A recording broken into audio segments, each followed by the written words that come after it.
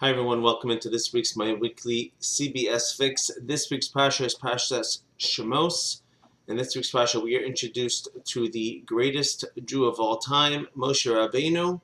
He far excelled in both prophecy and in achievement. He was considered the Ish Elokim, a man of God. He was, in a certain sense, Ish, and he was also Elokim. He was man, and at the same time, he also had godlike level. What that means certainly needs explanation, but he has that title as being an Ish Elokim, and so therefore the question that I want to share with you piggybacks off of last week's class.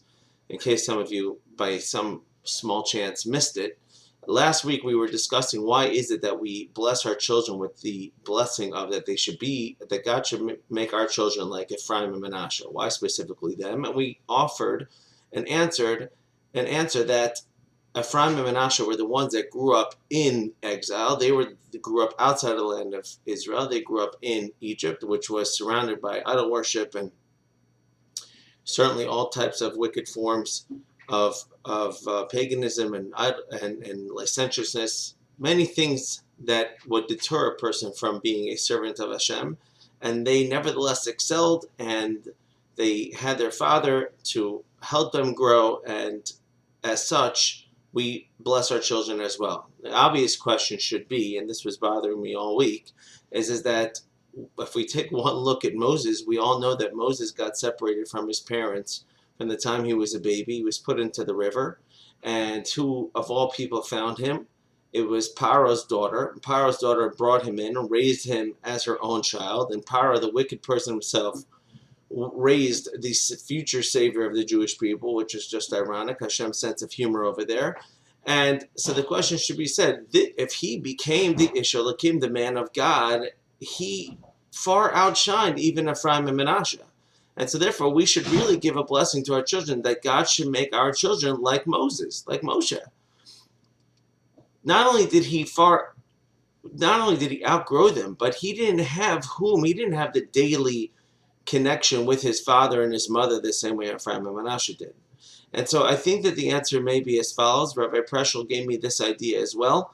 And the answer is that when we give our child the blessing, or when we try to do our level of hishtadlus, what we say in Hebrew, our level of effort towards a certain goal, it has to be within a certain realm of reality.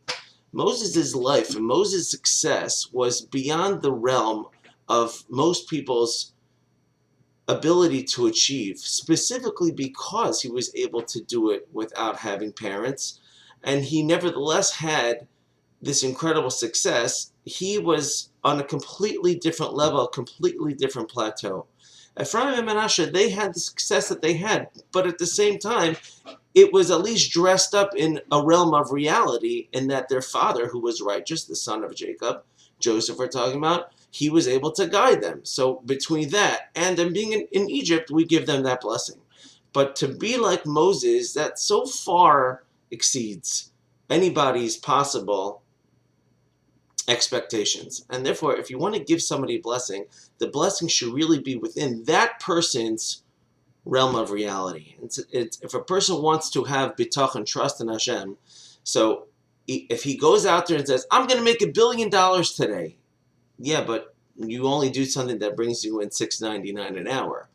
The realm of your faith in Hashem that you're going to make $1 billion is not necessarily a faith that's going to allow you to climb up that next rung in your ladder towards Hashem.